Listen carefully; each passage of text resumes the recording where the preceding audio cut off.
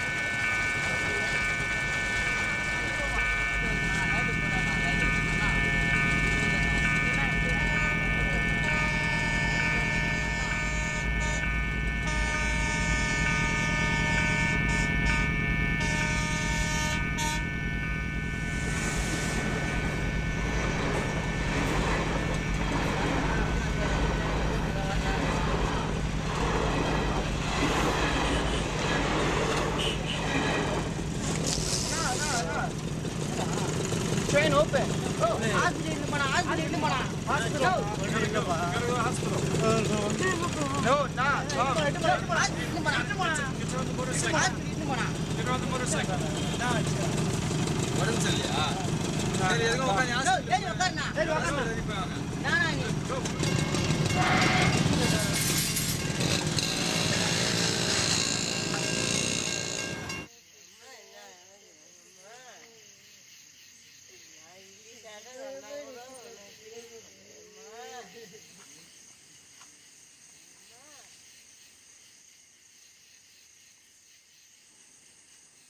When Rocky made the decision to move to India, I thought he was being impulsive. I tried to be supportive. We'd been best friends for 10 years, lived together for 7. I assumed he would always be around. It's been a year and a half since he left. He's asked me to come see him, but I haven't gone. We've kept in touch through email and Skype. He talks a lot about the kids and their struggles with HIV. His visa was rejected, so I'm on my way to pick him up at the airport. Rocky really didn't want to leave India, but I think it'll actually be good for him. To be honest, a part of me hoped Rocky wouldn't make it in India.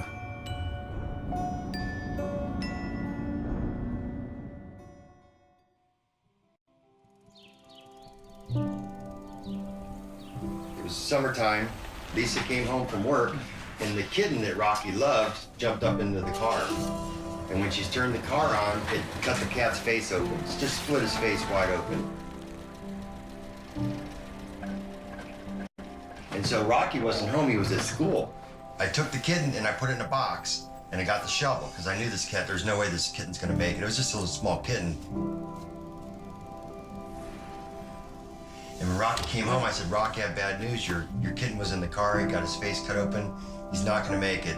He's in the garage in a box. Take the box, the shovel, and go out back and dig a hole and bury this cat. So Rocky gets out there, and I see him watching out the kitchen windows, and he's got the hole buried. He's got the cat sitting there, and then he bends over and he just starts praying. I'm thinking, I told my wife, I'm like, why isn't he putting that cat in the hole? She's like, well, maybe it's still alive. Rocky comes in the house and he's like, yeah, that cat's still alive. What do you want me to do? And I told him, well, just hit it with the shovel and put it in the hole. Well, I'm working on a car in the garage, and in the box, there's that cat. Rocky's got salve all over its face so it won't bleed anymore. Rocky had put a lot of time into that kitten, and that cat ended up surviving and being with us for years after that. I was pretty impressed.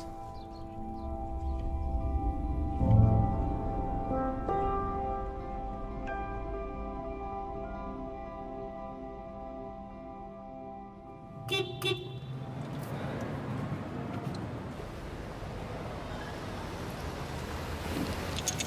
was gonna get out and give you a hug. How was your flight? Yeah, it was good. I get a good flight. I have to stop multiple times. You smell like a new garden hose. You know that smell? No. Rocky didn't have a plan on his first trip to India. He just said he was seeking authenticity and that he wanted more out of life. That's when he met the kids. He's not employed there, but receives donations from his friends. He's been living by himself in a village for almost 2 years now. How you feel seeing Pittsburgh? Like, I hate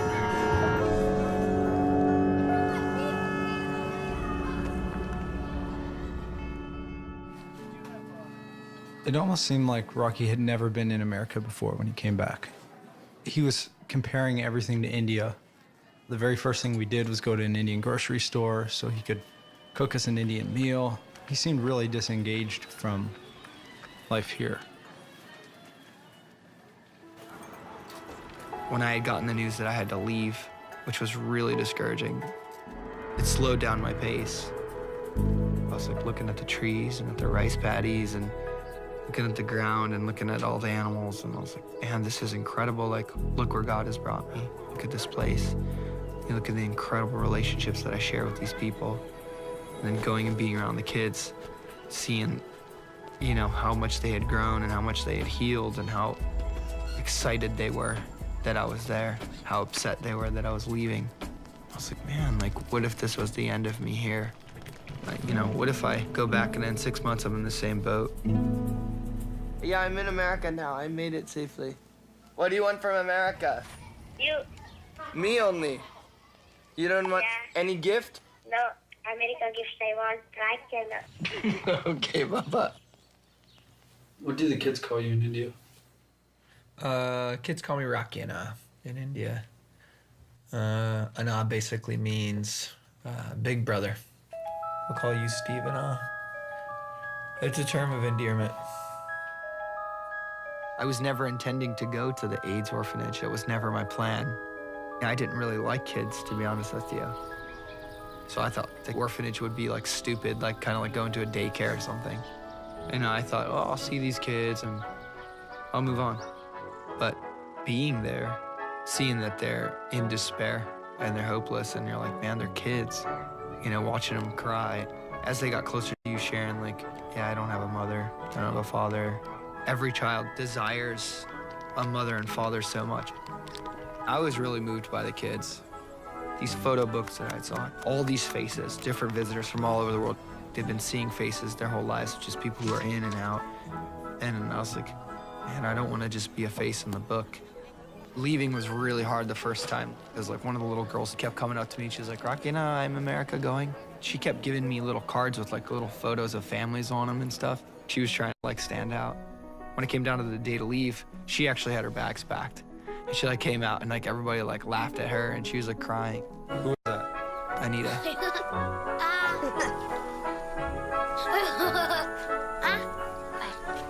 She ended up staying there and I just ended up saying goodbye to her. But on the train, I just had like 2 days to just sit and think. I think we had reserved about 20 days, the end of the trip. And that was like our travel time where we were gonna see the country. I mean, it's remarkable. Everything's like so beautiful. Looking at all the buildings and seeing all the stuff, like seeing all these incredible people and these children and these neat houses and the colors are so enticing and you're like, oh, I want to be a part of that. And knowing that you're not a part of it, you're just a tourist. But in Chennai, I had been family to the kids. The treasure was the kids, and I felt I was wasting the last 20 days seeing this stuff that I knew wasn't gonna mean anything. They gave their heart to me and I gave my heart to them, and what am I doing? I gotta get back and see my kids. And then I went back and surprised the kids. It was incredible. That last 10 days was so instrumental though. I guess I was kind of working it out, like, well, could I adopt one of the kids? But then what do you say to the other ones? Could I go and visit them every 6 months? Like, really? Nothing seemed enough. And then I made a decision. I was like, man, like, I can't take any of them out of that situation, but I can put myself into it. I need to move there. I started working really hard to get money. Because I know my tendency to just flake out, I have to make all my decisions quick. If I move there and it doesn't work out, or if it's just not a right fit, I can always move back. Bought my ticket, got everything, sold everything I had, went with a suitcase of toys. Does all children health fine now? All children missing, but I'm coming quickly, Ma. Rocky's time here is pretty uneventful. We spend a lot of time at my house. His house is good. And he comes to the office with me. But overall, there's not much for him to do here. A lot has changed for me since he left, and I find myself wondering what he thinks of my life now. Oh, they put a GNC down here. You guys want to check it out? No. He's pretty much just waiting to go back. When he gets his visa renewed, I'm going to return with him. How'd you get the nickname Rocky? That's from your grandfather, right? Yeah, when I was about, I was born Robin James Brott. My grandfather, he would always be like, Robin's a girl's name. Why do you have a girl's name? I'm not gonna call you that, I'm gonna call you Rocky. I was borderline retarded in school. I wanted to be popular, I wanted to be cool, but I wasn't. I was in like all kinds of special education classes. I think they called me like a sped. I didn't feel like I was a special ed kind of guy, but like I struggled hard to learn. Well, originally I'm from Geneva on the Lake, Ohio, and grew up there. And about the age of 7, my grandfather like brought me into this room and he sat me down on the bed and he's like, hey, your dad's gonna come. It like rocked my world. Like, what are you talking about, my dad? I thought you were my dad. And he's like, no, your dad he's a soldier. He had left when I was 3. I had ended up in the custody of my mother. During that time, my mother was, abusing a lot of drugs and alcohol. She would have boyfriends over and they would just beat the trash out of me and my sister. And it was just unbelievable. My grandparents intervened. We went to Cleveland to get you and brought you home. Your sister was still there, and you lived with us for about 4 years. I had no recollection of my father at all. One day he showed up. He had a wife that I never met. He had a son I had never met. He was like, okay, I'm your dad, and I'm here. I'm gonna take you. I just remember that being like a really scary process. Didn't have a really good relationship with my dad. 10th grade, and we had had a big argument. I told him I don't want to live with you anymore, and the very next day I moved out and got an apartment with my sister. Just basically worked and went to school until I graduated. I feel like I want to have like a close family environment and a close family setting, and just we couldn't manufacture it. We could not make it happen in our family. It just seems like such a worthless situation. Rocky went to see his dad for the first time since he moved to India. They got into an argument, and Rocky left. Hi! This is my sister. Rocky and I only had each other growing up. There were so many awful things that we've seen as such small children. No matter what he's even going through in his life, he always still tries to make sure all his sister's okay. I think Rocky, no matter what he says, deep down, he wants my dad to be proud of him. He will constantly, until he gets it, will be seeking my dad's approval. But I think that they were hoping that, eventually he'd come home and he'd get married and pursue his career. You miss having him around here at all, or? Well, I miss him. I can't call him on the telephone and talk to him. He calls me through his computerized system. I don't even know if I write him a letter if he'd ever even get it. You know what I mean? I have no communications with him. You don't know what's going on. I don't know what kind of a big future you really have going to a country like that and doing the job that he's doing. It's more of a giving thing from your heart than it is to make money, that for sure, because I know he's not going to be a millionaire doing the job he's doing, He's surviving, and I'm glad that he's enjoying life, because that's what it's all about, enjoy life. for me to go home and live in my hometown and throw my time and my life away. That seems incredibly wasteful. I won't do it. You miss the kids? Yeah, I miss the kids a lot. It's hard to be away so long. You know, within a month of leaving, like, we had a death, we had multiple kids leave the home. Some of those people I didn't get to say goodbye to. You know, and it's hard not to get bitter and be like, man, what's up with people? Everyone was like, oh, we can't wait to see you, we can't wait to spend time with you. I'm like, no one wants to do anything. Like, just kind of sitting by myself like an idiot. You know, everyone's working and pursuing relationships and careers, and you can't just slip right back into the mix. I still love my family, I still love my friends, but I don't feel like they need me. I absolutely do not feel that. So it's easy to disconnect from those things. I mean, obviously I have a sense of relationship to you. Like, I feel like we're bonded. Why am I insecure about everything in my life? I mean, I'm so much of a people pleaser that if anyone is not on board with it, I get very weirded out. I get very afraid. And I start to have anxiety that, you know, that in some way that it's a message that I'm not doing what's right, and that, you know, that I'm just some kind of rogue who's living some kind of wacky life or something. Your sister is coming? Yeah, my sister's coming today. You happy? I waited all day for her. It's nearly 12 o'clock. Like, am I just supposed to wait up all night to find out that she's not coming? It's 12:30.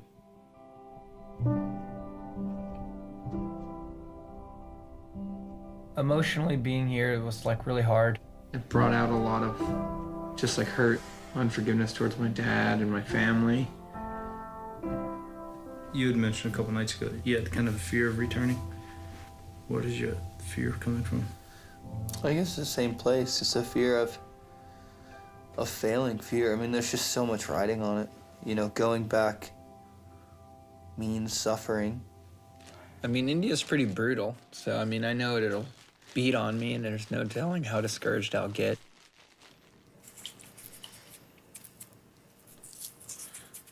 You're recording me pizza eating? This is Rocky binging on pizza for India.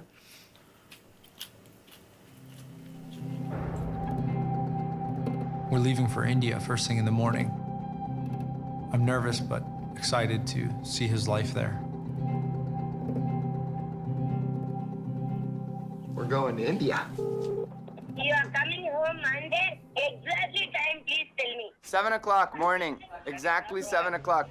Singing bye, I'm going airplane. Yes! I love you, I love you too, Yeah, I'm definitely ready to go. It's been much harder than I thought it was going to be. I guess I expected to just come back and everything be the same as it was. I feel like that I don't really have anything here anymore. I don't want to be here. I don't desire this lifestyle anymore. I found my purpose. I'm not confused about that.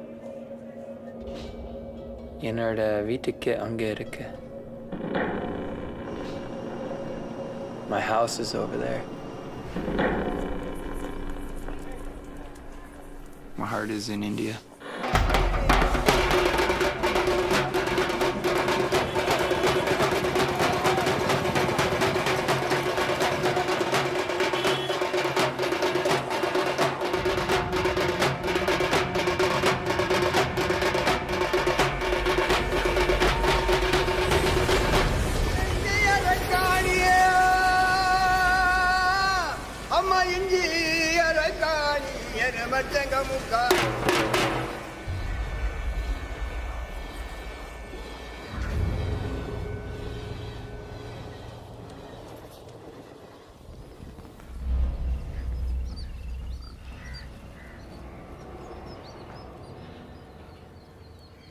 We got 4 minutes to get there, so let's go.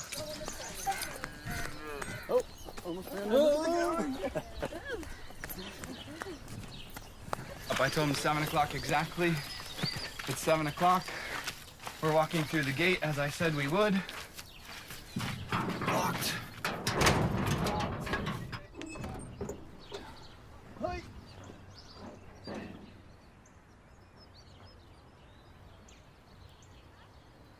Broken leg.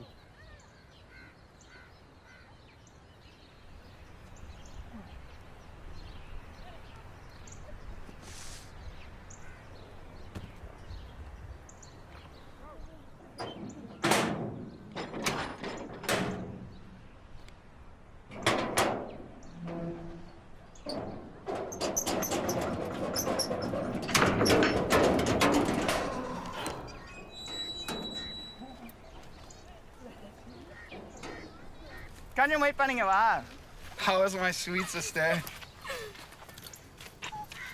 Wow, look at how beautiful you are. Wow. Oh, it's so good to see you. Fired up, huh? Yeah.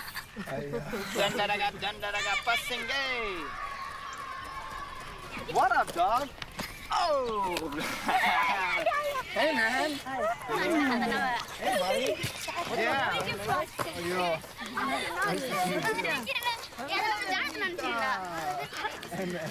Hi, what is your name?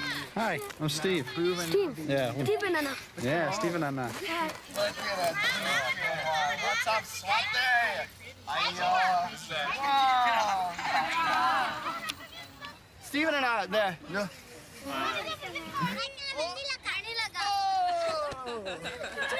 Hi, man. Nice to check Yo. Hey, look who it is. I'm gonna have to get everybody to write their names down. Wow. That hero, huh? Did you miss Rocky? Yeah. Yeah? Look at this guy. This guy. Sorry, man. Fine, now. Turn you up. Did you miss me? Small, Big?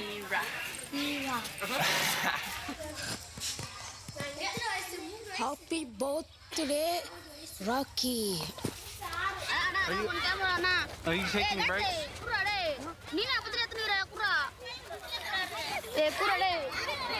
I'm refreshed. I'm much more grateful for being in India. I'm much more excited to be with the kids just because I've been able to appreciate them. I definitely have just been excited because I did want to share India with you.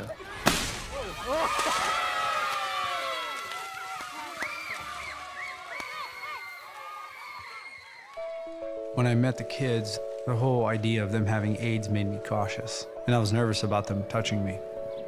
Just watching Rocky help me to push through it. He doesn't even think about AIDS. That whole time, it was unbelievable. It's almost stupid trying to describe it. Everything just started to make sense. The kids are they're beautiful, they're neat, they're just happy that you've come to visit. I'm sure their lives are really hard, but they're not impressing that on you. In fact, it's the complete opposite.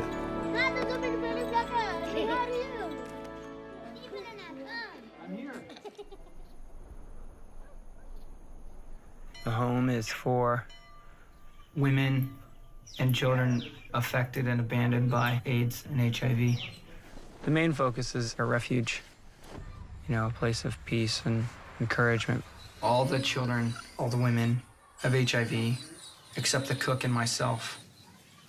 They share meals together. The aunties are there as mothers, and I try to be there as like a father and a friend and a brother, and we just work together as a community to make sure that the kids are taken care of. I think it's very unique in the way that it operates. We take family trips together.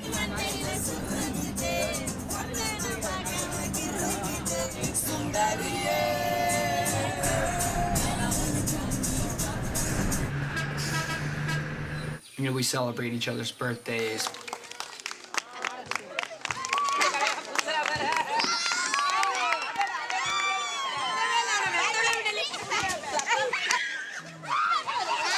Yo, give me some cake.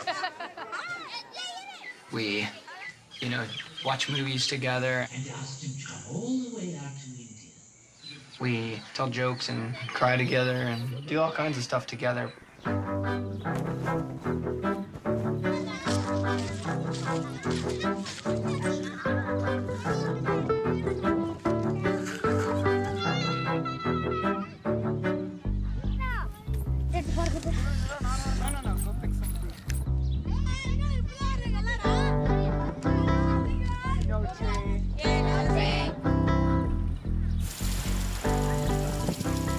Come, I'm gonna teach you how to brush your teeth. This, good job. Yeah, sick. Show your teeth to him. Holy crap. All right, go wash your teeth. Go wash. So we're about to cook some hot dogs for the first time. Mutton dogs? What the crap is a mutton dog? I'm gonna teach you the mastery of hot dog sanjiri.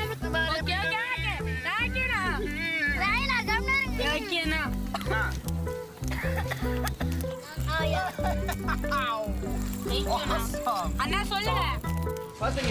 I want you to go play. Go do something. Buy you a dollhouse and you're playing in the sewer. It was exhausting trying to keep up with Rocky, but I didn't want to miss a moment. Anything he had to show me, I wanted to see it, I wanted to experience it. We took a trip to Chennai to visit Davy in the hospital. She's one of the girls from the home, and she's been here for a few days.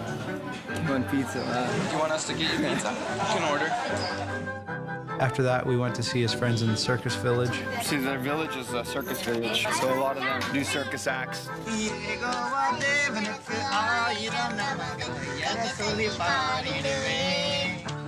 He took me to the slums, we stayed there for the night. Very nice, super. That's brother.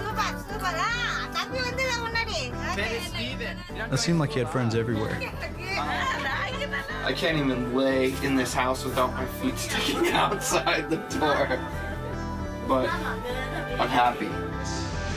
My best friend, my best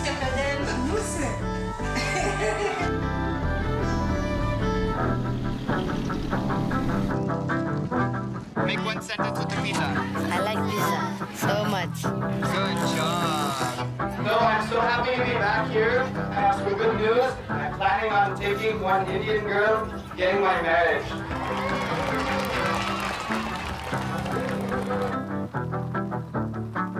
Ready? So that everyone together. I was always beautiful. Wow.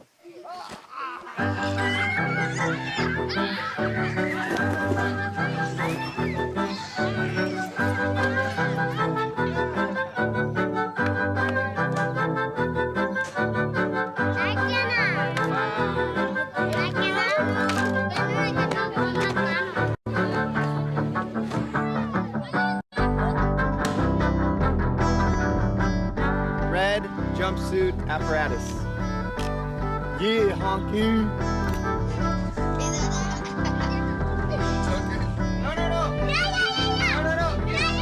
That's rat poisoning. Rat poisoning. It's not chocolate. It's not rat chocolate.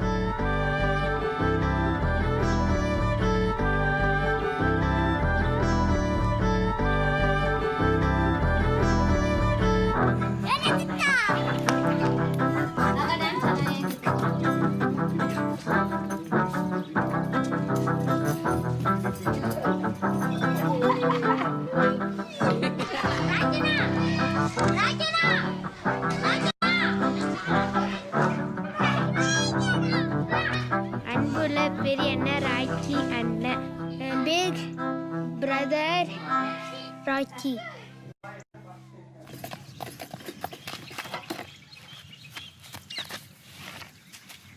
Oh, geez, who is it? Is it Arun Kumar? Is it Swati? Is it Deepak? I just saw you, Deepak. Are you kidding me?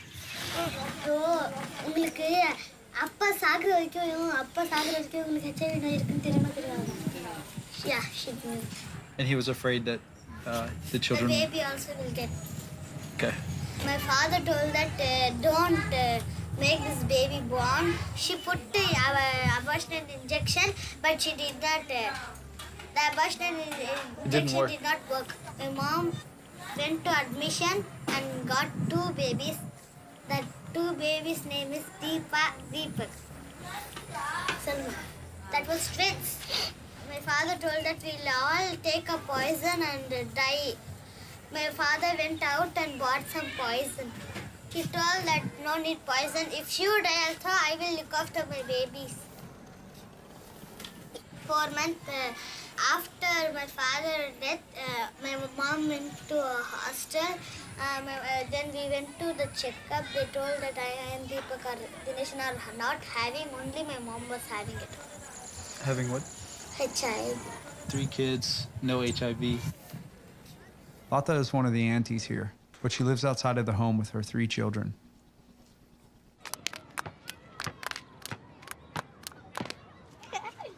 What's your name? My name is Surya. I know. Yeah? I just want to have it on camera. Say it. Do it again. What's your name? Surya. Surya. Yeah. Say Surya. Surya. Surya always seems to be around. I look down and he's there, wanting to use the camera or something. He's like a little sidekick. Cecilia gave me photos of herself from when she was a kid as a gift, and I could tell those photos meant a lot to her, and she's very excited to give them. Satish walked me through his photo album. He told me about his mother dying and how he has a brother in another hostel that he hasn't seen for years. It's amazing to be here and to hear their stories. Each one is so tragic, but incredible. I feel very fortunate to just know them.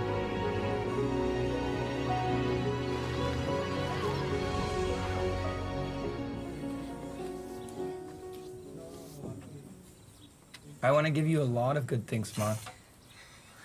But I don't want you to just take, I want you to be grateful. Even though life is hard and they have some challenges, I mean, they have to build character. You know, one day they're going to leave the place. And, you know, as much as I want them to be loving and kind to each other, I also want them to be, like, respectful and humble and grateful for what they get. Sometimes Rocky and I call them, Yeah. Anytime call them? No. No. Sometimes, though, yeah? Sometimes Rocky and I shouting. Yeah. Hey, Lucid! Sorry, Soledad! She said sorry. There's times I just flip out. I get arrogant, I get rude, or I get impatient, or unloving. Deepa, shut up! I don't know.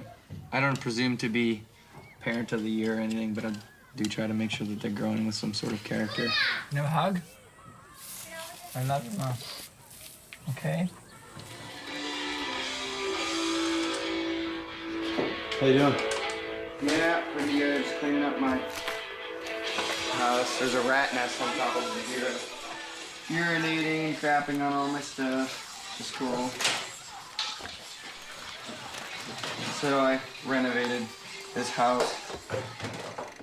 You know, I could probably live in a nicer house and get the American toilet and get an air conditioning unit. I mean, there's a lot of reasons why I don't do that. I think it creates a separation. Like, there's the white king, and he's got everything he wants, and I can't have that stuff because I'm poor. Other people can't turn off their suffering, you know, or medicate their suffering with money. That when you put those same standards on yourself, it almost forces your heart to change.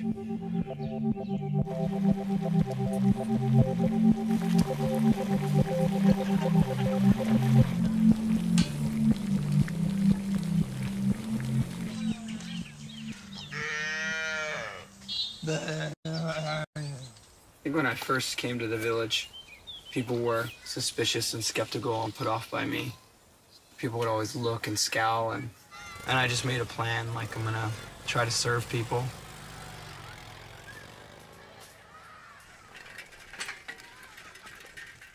Winning the hearts of the men and women by winning the hearts of their children. Hi, Anu. How are you, Anu? You happy? Wow. Now it's feeling that. Huh?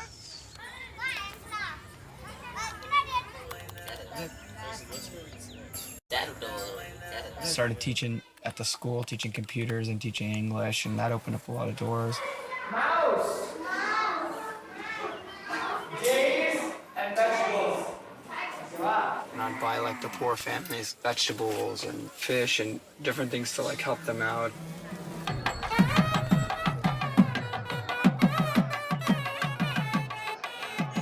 You know, I get invited to people's weddings, people's functions. I feel like there's very little distinction between me and anyone else. And the kids are, you know, excited when I come around and they kind of make a big ordeal about it, but I feel like in general, like people just accept me as being a part of the village. It's probably 70 to 80 years behind the rest of the world. No one in my village has running water inside their house, including me. It's just kind of frozen in time.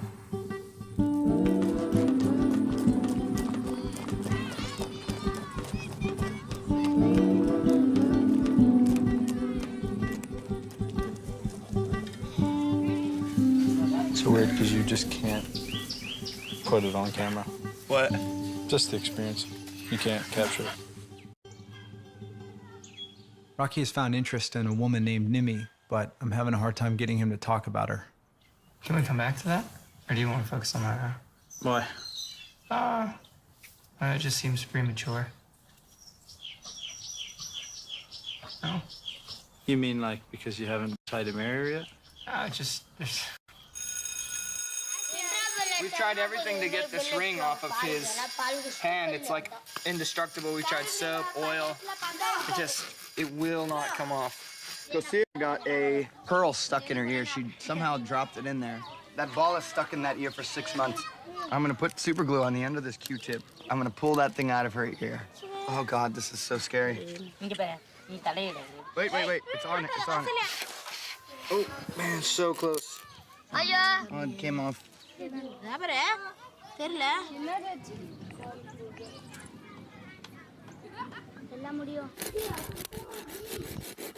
Come on, God, help us get this. Come on, Yoga, let's get this. Yogurt, come on. I know it's hot. It's coming. It's coming. No. Oh!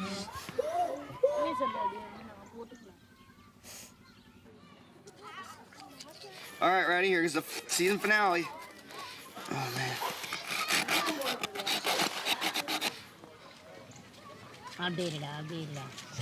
The string. My big wedding ring made out of it.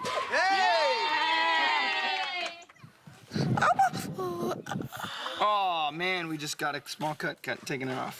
Hey, buddy. You fired up? Yeah. Thank you, Ragina. You're welcome, man. I was seriously just about to give up. I felt like such an idiot. It's like I'm a moron. What am I doing? Why don't you want to talk about this girl? Come on, man. You don't want to talk about Nimi? Never. What's wrong with you? Come on, man. Don't be a tool. This is the most important thing going on in your life right now, and you're dodging it. Doesn't make any sense. We'll talk about it. All right. Shannon was right. Is it hard to decide to marry Nimi? I want to punch you in there. Why? That fever coming? That checking what fever? Yeah, doctor. This is important to get a fever. And I love it. What is that? That's chocolate stain. No. Hey. They're like, I'm hurt. They'll like go and run into a wall. And give in them. No, pa. Band-aid duty. All right, I'll get you next.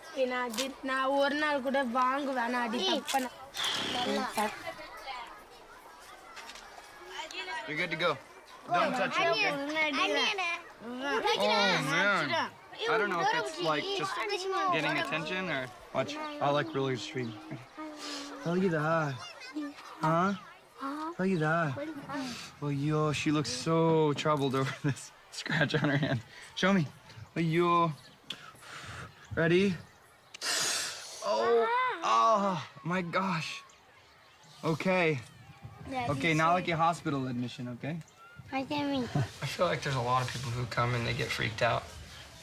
The children know the difference between someone who's got a distance, doesn't want to eat off their plate, touch them or pick them up, or, you know, freak out if they have like blood or anything. I think whether or not people realize they're doing it, the children know.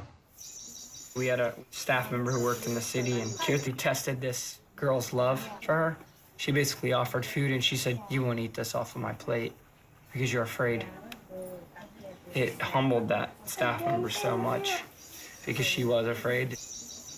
But she ate it because she didn't want Kirti to feel that she was afraid of her.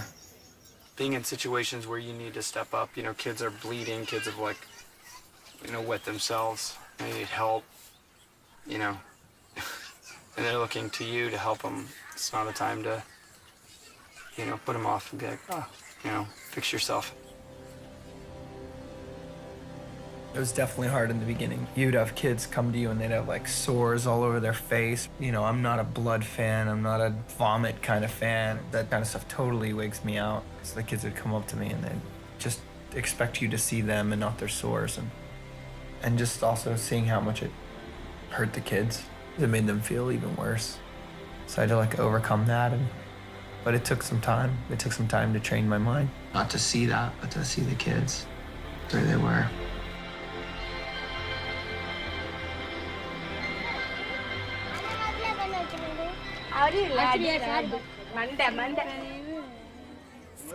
Tablet. 3 times every day? Yeah. Taking that? Yeah. That many?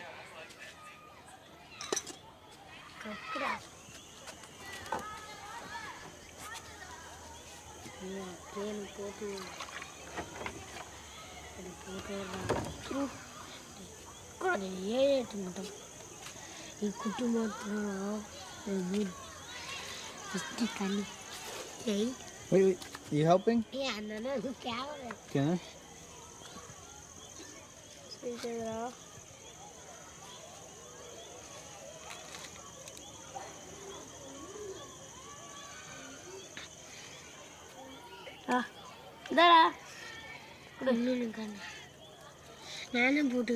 Which one is that?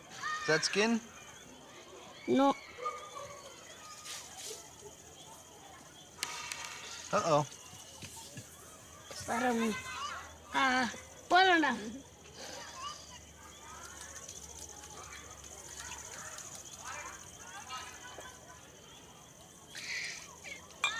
Good? Yeah. All done? Yeah. What was the big one? That's AAT. Yeah, AAT tablet. You taking? Yeah. One problem coming now. This no eating tablet, no putting, no death. That's it. Yeah. This eating, no, I am death. That was the first time I heard of ART tablets. And Rocky told me that they're a cocktail drug composed of 3 or 4 other drugs. As with any drug, there's side effects. Some of the kids have lost their vision, some can't sleep, they get ulcers in their stomach, they have skin reactions. It's unpredictable what can happen from these pills. But this is basically keeping the kids alive.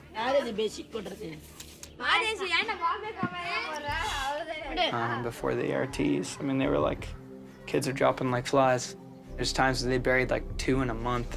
Hey, at least the dogs came out and greeted me. I like to see you too. We're gonna oil you up, dog. You are dry as a bone.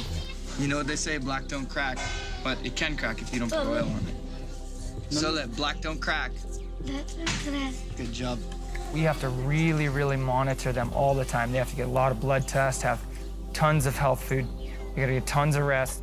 Everything can be great. They can look beautiful, clear skin, clear eyes, be happy, be excited. And then the next minute, it's like a train wreck. You know, their skin just flares up. They get sores all over their skin. You gotta cut their hair. They gotta get admitted into the hospital. A sore turns into a full-blown infection. A little fever turns into something fatal. Better, nice? I hate how fragile the situation is. I hate that even though I've become family to them, or they've become family to me, I hate the idea of death being able to separate. You are my awesome brother, and you are my best friend.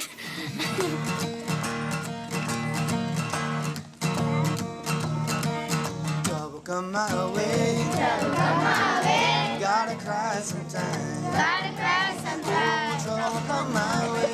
Trouble come my way. Gotta cry sometimes. My 3 children's me only loving Rocky. I'm loving your children so much. You're my real sister. Hey, you're my real sister.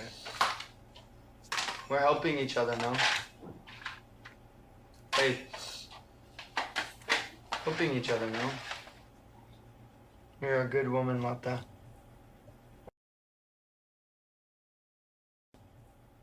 The heart is paka quality.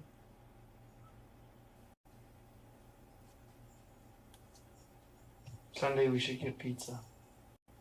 No pizza, Why? only hard.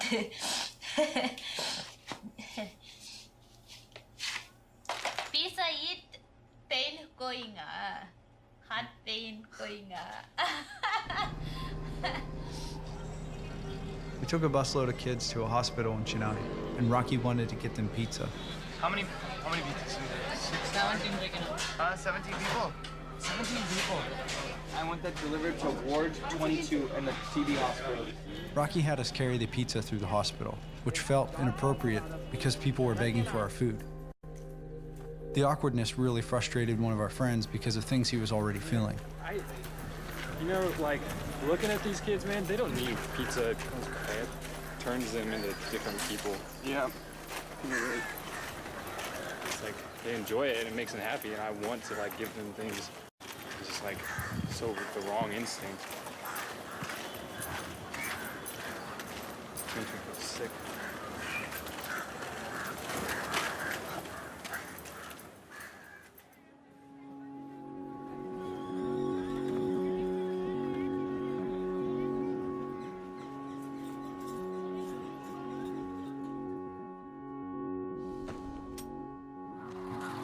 It just seems like sometimes it's hard to get people to understand. Sometimes it's hard to relate with anyone. It's funny because even when Americans come, I find it hard to relate to them.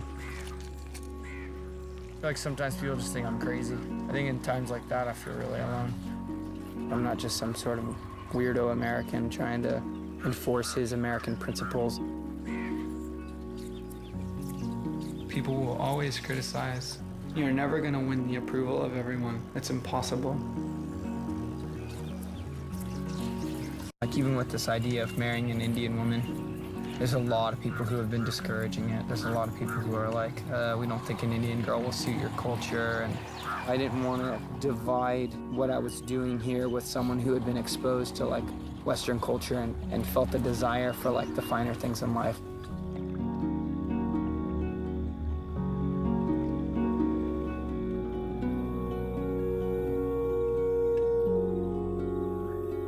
Rocky and Nimi have entered a courtship process, which means they'll go on a series of supervised dates and try to figure out if they want to be married.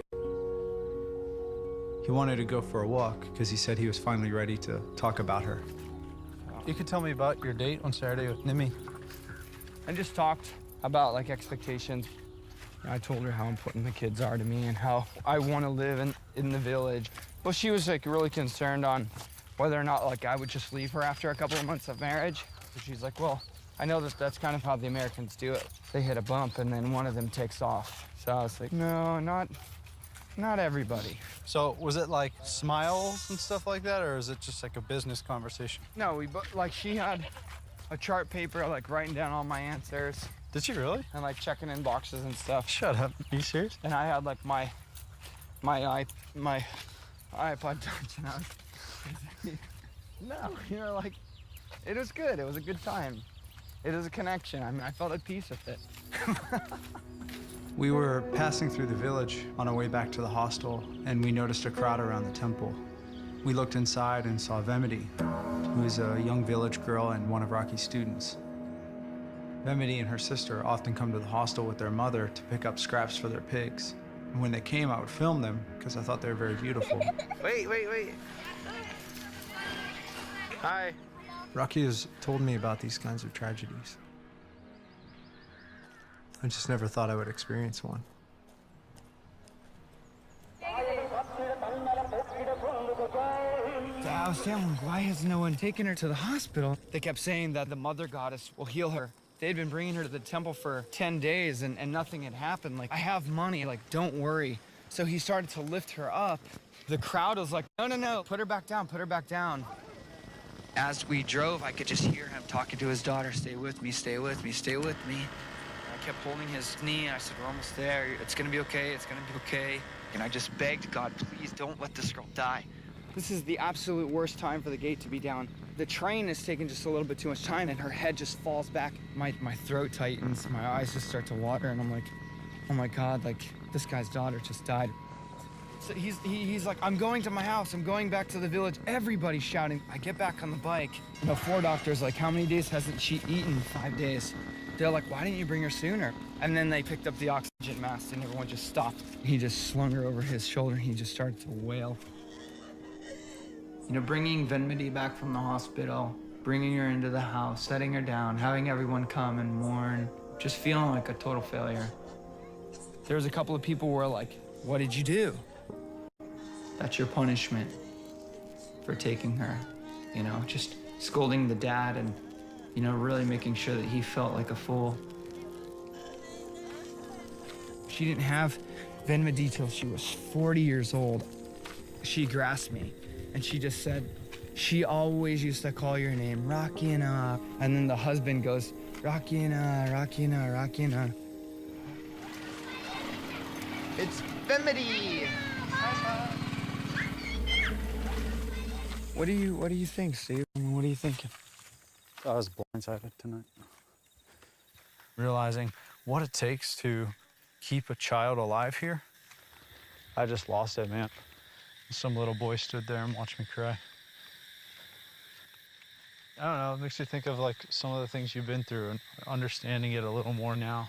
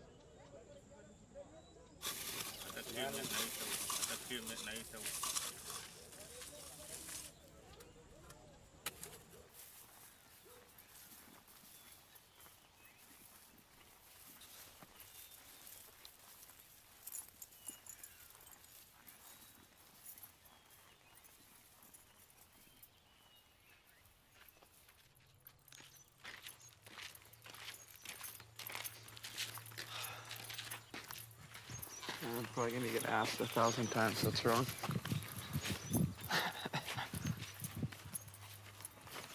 The kids hate seeing me cry. I wish I could have done something different.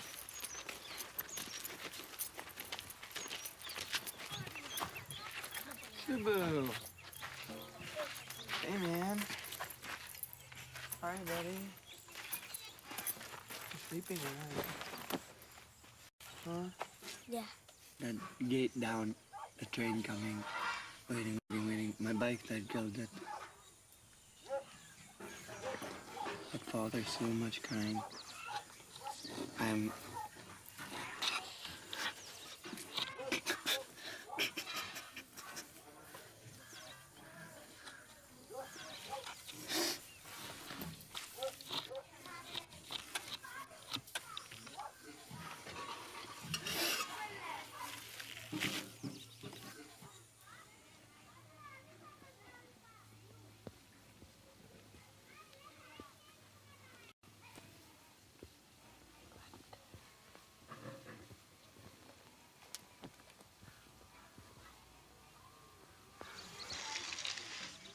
I love you.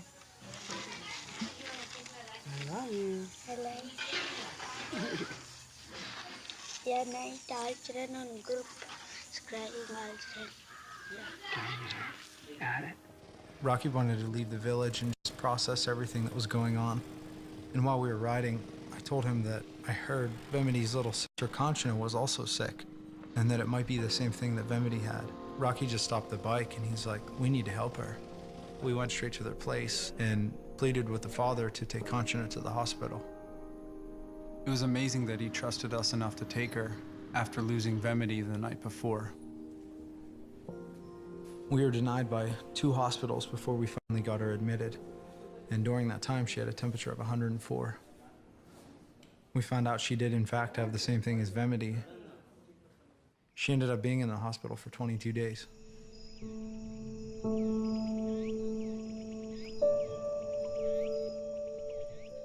I knew that at some point I was gonna have to bury somebody. Our first death was Buvana. She basically had gotten some sort of lung infection. I would just sit by her bed and play dominoes. You know, it was a week later, she ended up dying. Sheishu's death was much more challenging because I was much closer with Sheishu. I just couldn't believe that anyone would have such a hard life. She always felt like she had nothing to live for.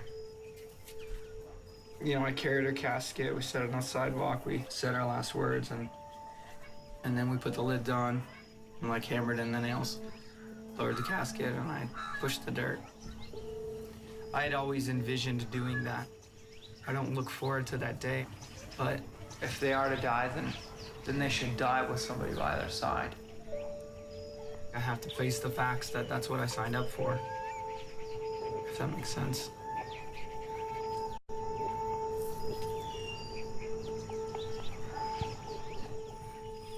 It's like funny though, because in America we always have like happy story at the end, but Indian story is like opposite. It's always like a lot of sad endings. He said, careful in the village. Right now, he said, because people might blame you for her death. So, switching subjects, did you get any feedback about the date with Nimi? I felt like the connection was good. We had some good joking. We had some very serious talk. I mean, I felt pretty good. I felt at peace about it, so. Even with that date, I could easily move forward and fix with that girl.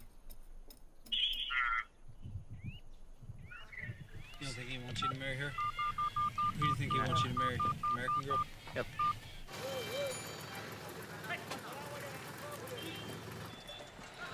I think why I've been desiring a wife so much is because, like, hanging on to the kids is like trying to hold sand like they're not my kids. I don't have any power to push or pull anything.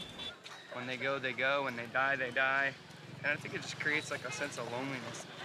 No one else can take my wife away or my kids away. But in this situation, people can take these kids, which in my heart are my kids, but they're not on paper. They're nothing.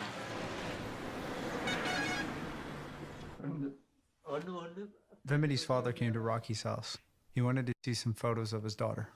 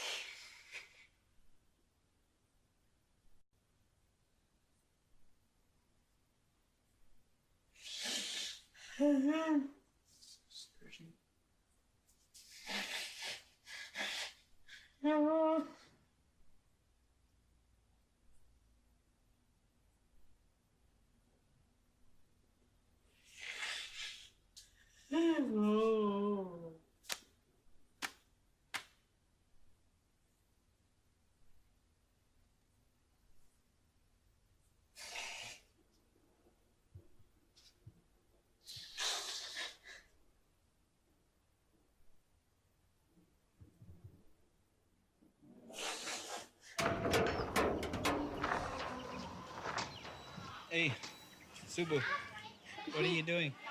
Huh? I'm playing Playing what? doll. Why is this son not sleeping? Tired, some pain, head pain, fever. This favorite one now? Yeah, This? He's your brother? yeah.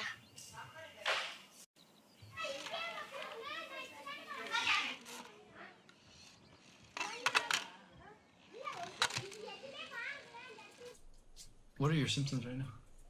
My eyes really hurt. I get a slight cough. My head hurts. My kidneys hurt. My lungs feel really weak. I felt a little bit nauseous, but that's gone away, which is great because I hate feeling nauseous. And you think it's all stress-induced? Absolutely. Why? Somebody told me that. I pretty much believe anything people tell me. That was a joke. Sorry, I used to be a lot funnier. India's beating the humor out of me.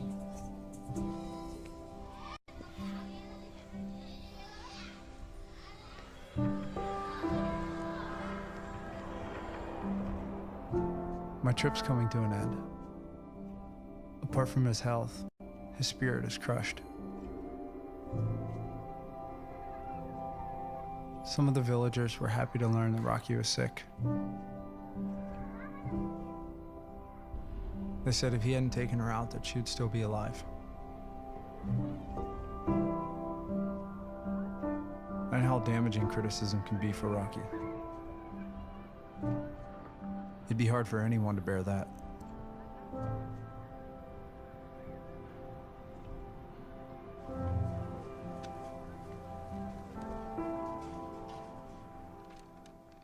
I promised him I'd come back for his wedding, whenever that would be.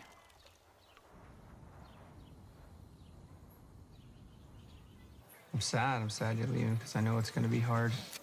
You gave so much, but the problems are gonna come and I'll be the one to face them. Oh, wow, man. Oh, cool. Bye. Bye, Sole. Bye. Bye. Bye. Bye. Bye, Stephen.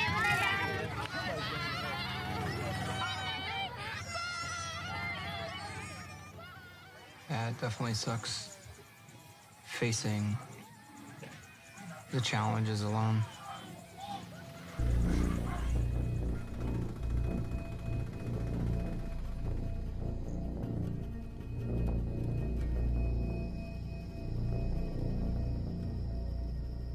The villagers found out that the children were HIV positive. People are uneducated, so they hear HIV and just freak out. The village was very offended, like, how could you move these people into our village without us even knowing? Like, how could you deceive us like that? That was their words. You endanger our children by putting your children in with them. And it just felt like we didn't ask for this trouble and you brought this into our lives and you expect us to accept that. That's too much. Now, everybody knows that they have AIDS, the students, the teachers, so they'll say stupid comments to the kids like, your blood is poisonous and you're sick, you're gonna die. And all this like stuff that just makes the kids feel like garbage.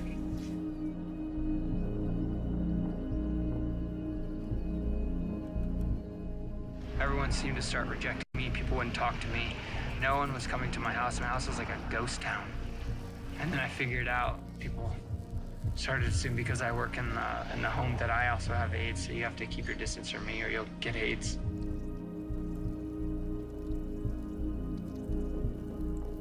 But that's just India, man. India, it's crazy.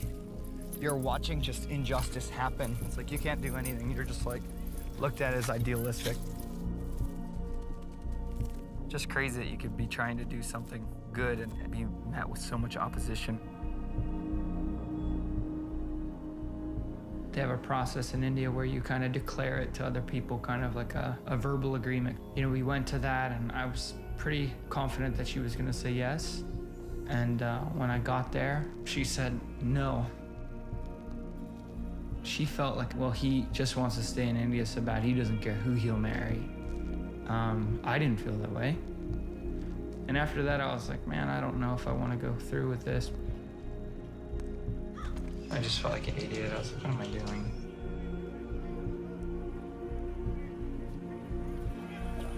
I don't want to get close to anyone. I hate being close to people. It's so dumb.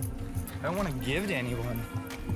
Just like, oh, like, I don't want to get set up and get blown over. Like, there's freedom in not being close to anyone because, like, you don't get hurt. There's a temptation to just blow this thing off. You know, the only thing is all the children will suffer.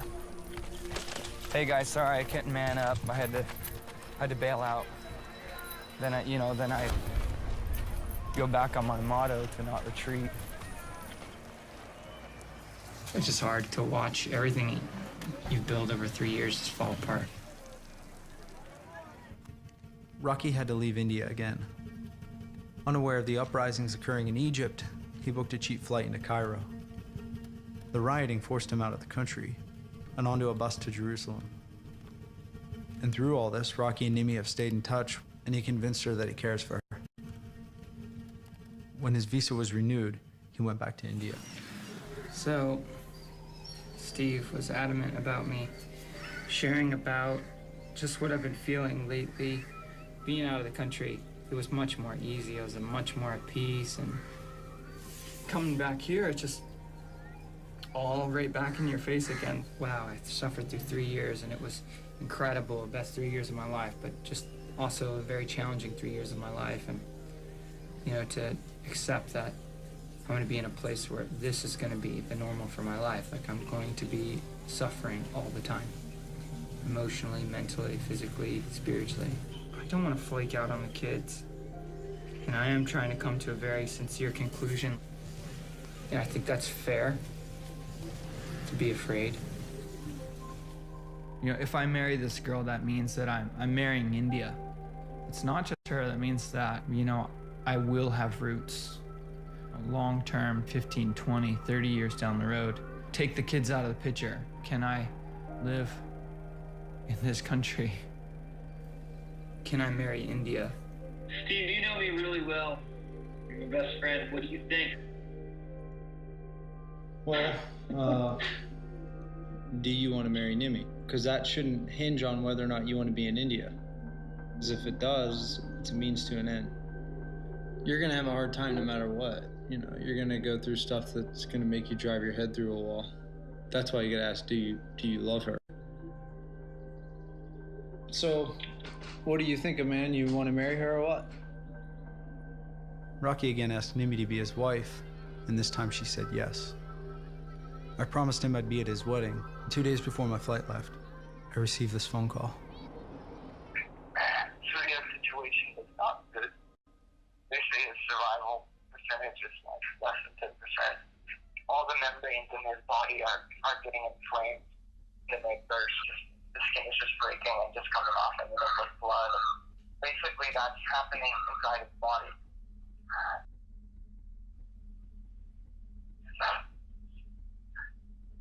You all right, man?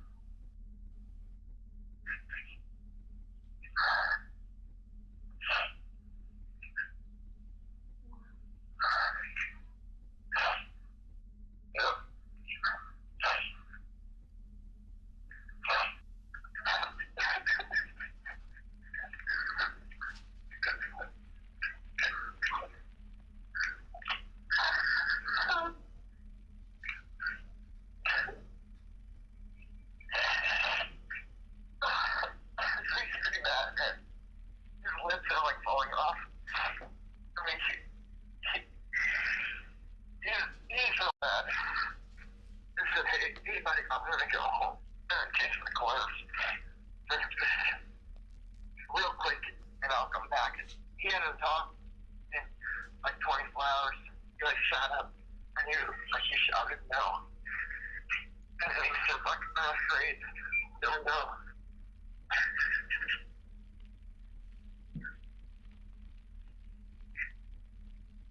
So I'm gonna stay. There's a chance.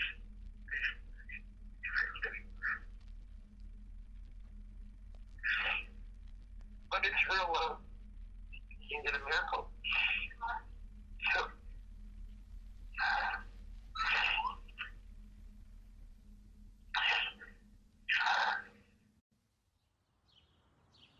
What's your name? Surya. Surya. Yeah. Love of mine, someday you will die, and I'll be close behind. I'll follow you into the dark. If heaven and hell decide that they both are satisfied, illuminate the nose on their vacancy sign. There's no one beside you as your soul imparts, then I'll follow you into the dark.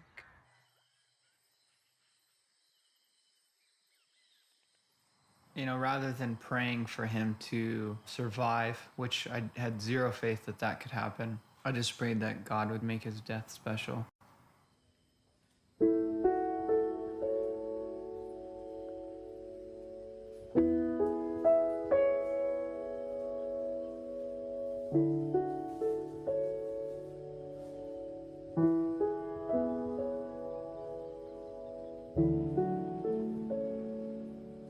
I didn't know if Sudi would still be alive when I got to India.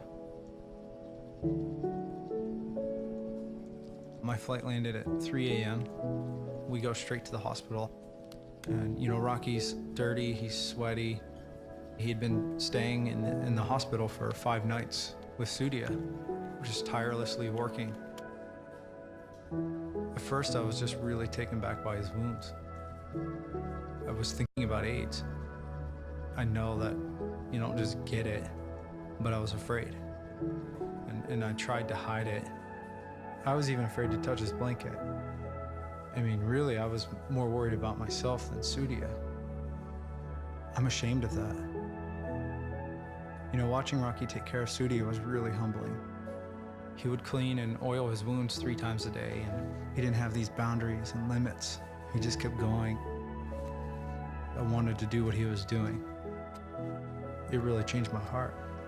What is that, Rocky? This is it's a cold press for his eyes. Basically, it'll keep the he's getting a lot of like it'll basically keep it from getting infected on his eyes, and it'll help his eye open because it's like crusted shut.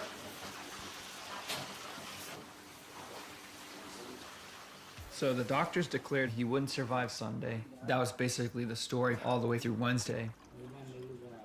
You know, Wednesday he started to run into a lot of complications. He wasn't able to pass urine. He needed to take different medications orally. He wasn't able to do that. He had no signs of veins. Couldn't find anything in his arms or his hands. They had to like search in his legs. And for like days they were trying to get like blood, no blood samples. He also got TB. He got 2 infections on his eyes. He had to get 2 surgeries. I mean, he was just a mess. I mean, the stuff just kept going wrong. Breaking, so that fluid is coming out. I wasn't prepared to go as far as Sudia had needed me to go. Actually, I thought, you know, Sunday he's not going to make it, and was expecting to leave, you know, Monday. And it was deep because I saw how like selfish I was being. Staying in an Indian hospital is an absolute nightmare. He had asked me to stay, so I made a decision despite what everybody else was saying, because even other people felt kind of uncomfortable, like, you know, you're not really his father, you're not really his relationship, you don't really work for the organization, so you're just kind of this volunteer. And even the doctors are confused by that, like, who are you, like, what's your role? And I'm like, I'm nobody.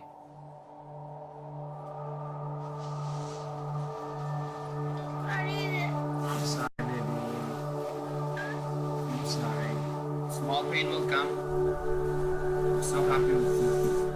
Come on, you're so strong, Dana. Come on, you're doing awesome. Ready?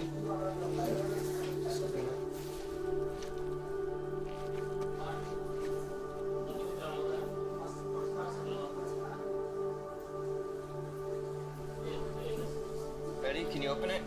Open. One more. One more. One more. One more. Does it hurt him? No. Look, Steven and I. Hey, buddy. How are you? Hi. Look what he got you. Look at it. Look at your gift. What is that? Can you tell me who is this? Who's this? In the pañare. So fired up.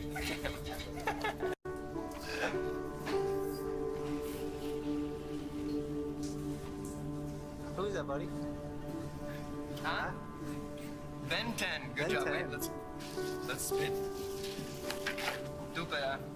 Period.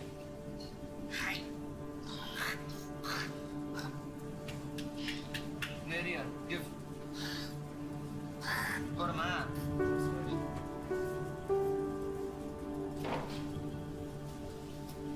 Who is it? Ben 10. Good job, you got something else. You still like Ben 10?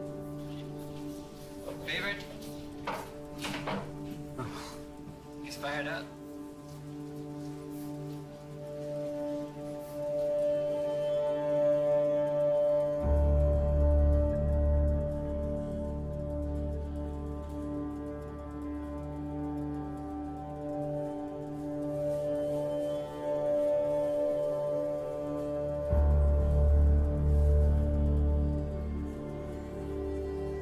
Everyone on his ward died except him.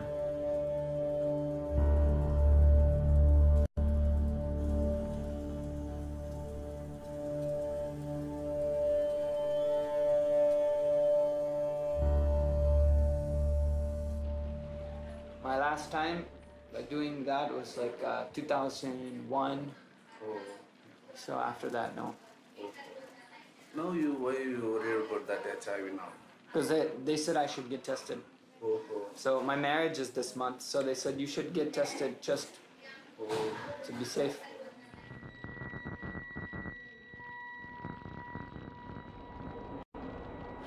It'll be a real surprise if, it comes back positive.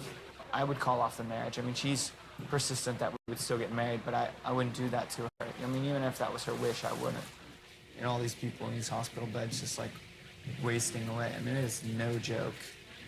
It's very, very devastating to look at and to watch somebody suffer through it. So we're going to get the results for the HIV test.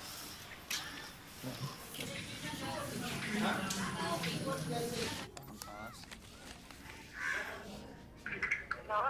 Nimi, how are you? Okay, how are you? Yeah, I'm good. Did you have your breakfast? What? Did you brush your teeth? Huh? Yeah, I'm gonna go to the shop and get some things. I'll talk to you later, okay? Hello? Yeah, hi. Please tell me the result. What result? TB result, huh? TB result or HIV result? Which one you want? Both, No, both negative.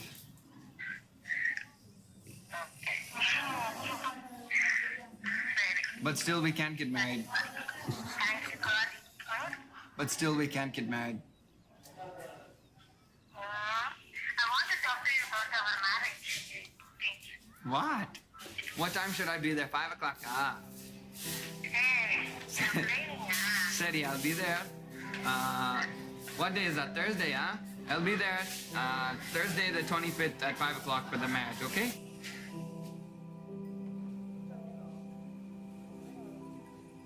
There's like a sense of madness that comes with loving things that can come and go from your life. Loving things that fragile and unstable. Especially when you lose people that you planned on loving long term.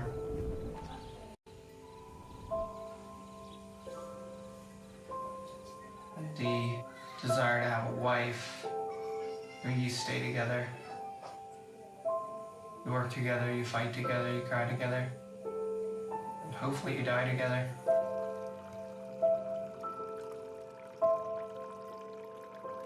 I think the biggest breakthrough I had was when she said, I'll be with you until my death.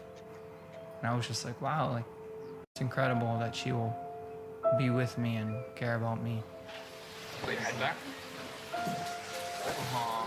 You're looking so sad. You sad? Huh? Yeah. Why? Huh? Painting. He's sad because it's a lot of pain.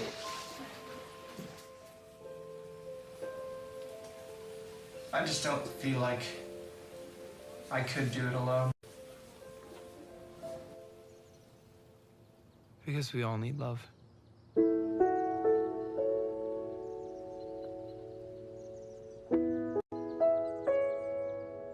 Anita was admitted to the hospital, but no one really knew what was wrong with her. Okay, let's go.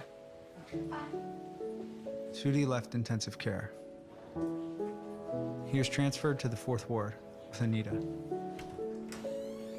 The hospital staff was amazed that he survived. Rocky believes that God saved Sudio's life. The doctors and nurses say that Rocky saved Sudio's life.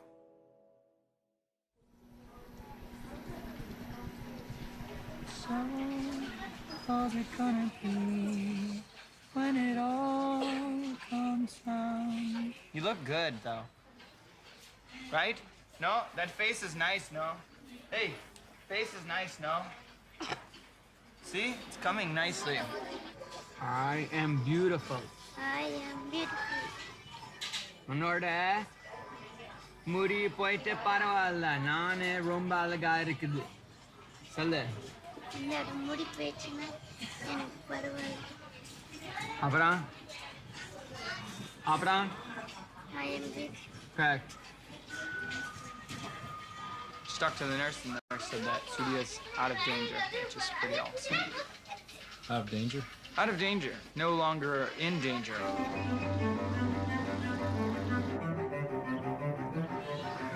Do we have to be at the meeting? Do we have to be at this meeting? It's your wedding, crying out loud. You should be there. Now next is cake and knife, unity candle, matchbox, helping usher, cake table arrangement. Who is getting the cake? If you're fine, then it's fine.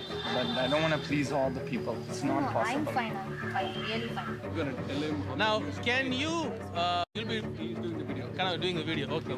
I'll be there Sunday at 5 o'clock. Yeah, What's Friday?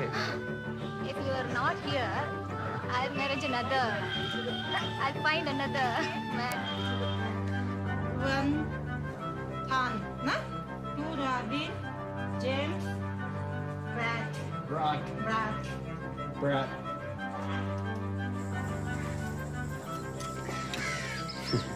Sunday, in the side van, 2 மணிக்கு. Van வந்துச்சு. இந்த 2 மணிக்கு. ஓகேவா? இந்த side. Catch you now. Sunday, my man.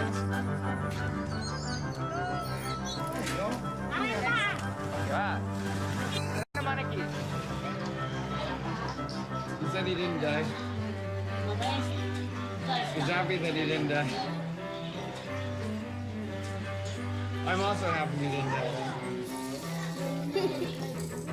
What is love?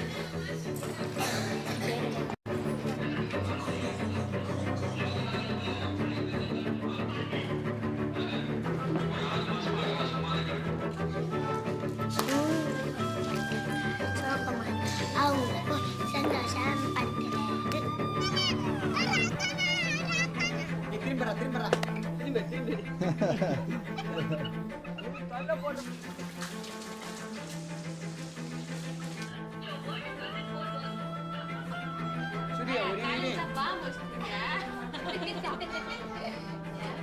Nada? Pizza.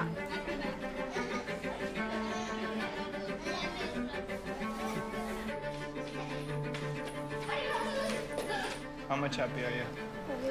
Big? Okay. Go. Ain't that? You look beautiful. I mean, he was in the hospital for 4 months. And I was there for as much as I could be.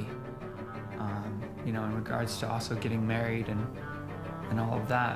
So we tried to get permission to get him to come to this wedding. I was like, something I was telling him that if he got married, he'd be dancing in the wedding. The medical officers. Oh man, you look awesome.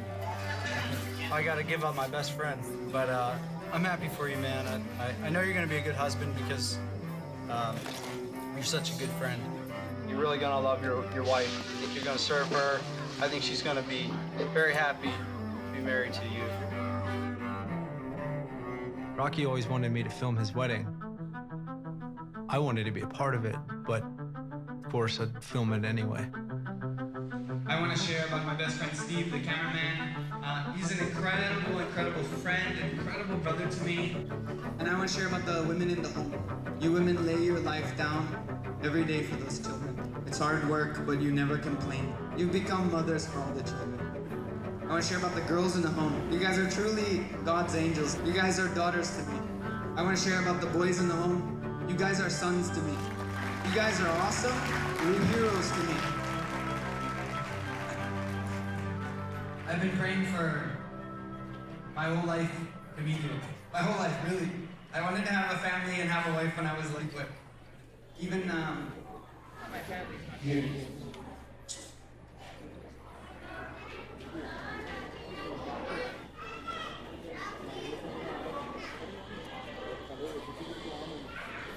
But it's okay.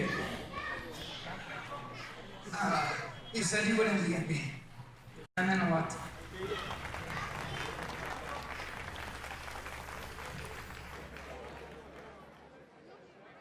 That night I kept thinking how I could have lived my whole life and missed all of this. Hello. And that almost happened. And why did it take 3 years for me to come here?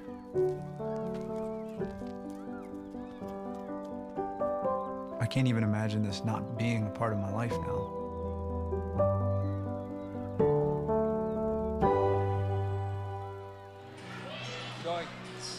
Going on. The bus is going. Yeah, I'm happy. It's a pretty emotional day, but overall very encouraging, very inspiring. She looked beautiful. It was really awesome. So, love you. Thanks for coming.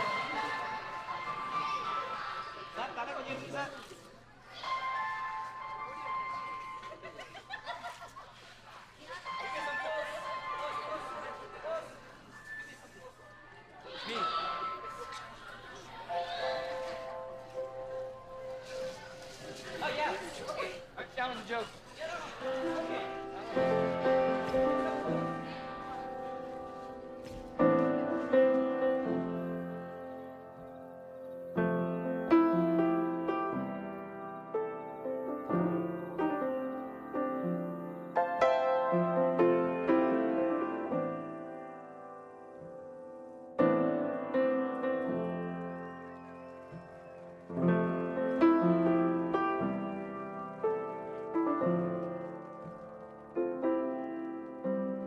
Turn down the lights, turn down the bed, turn down these voices inside my head, 'cause I can't make you love me if you don't. You can't make your heart feel something it won't. Here in the dark, these final words, I will lay down my heart. No child ever grows out of their need for family. I mean, even the little kids have started calling her mommy and started calling me daddy. You know, the children have invested their trust. That's the only thing they can give, is their trust and their love. To just leave, I think would be incredibly selfish.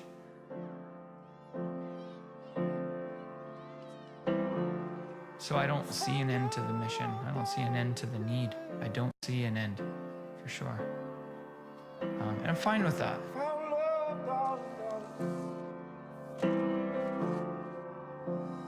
Love in the nick of time. I think it's gonna be hard for you to leave, big time. Just knowing your character and knowing what that place was like, you're gonna love it. He's gonna totally fall in love with it. Best friend.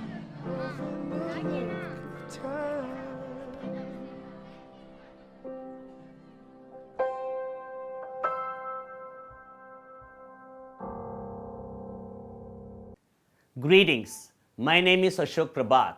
My wife Malar and I were blessed to open the Areas Home of Hope orphanage you just experienced in this film. I am sure you are moved, as I am, by the need in the lives of these children, by the deep compassion and sacrifice of Rocky's life, and by the incredible relationship between Rocky and Steve as disciples of Jesus. As you witnessed firsthand, the Areas Home of Hope is a place of refuge, hope, and healing for these incredible children with HIV/AIDS. Over 1,000 abandoned children, elderly people, and HIV/AIDS patients have found shelter and care at Homes of Hope. We provide them with education, skills training, medical care, recreation, and rehabilitation. Through the work of Hope Worldwide, the benevolent arm of the International Churches of Christ, we are making a difference in the lives of 2 million people per year, including some of the world's most poor and needy. Hope Worldwide also serves people right in your own area. We'd like to humbly invite you to join us in serving the needy and poor. First, please donate to our work so that we can continue to reach thousands more.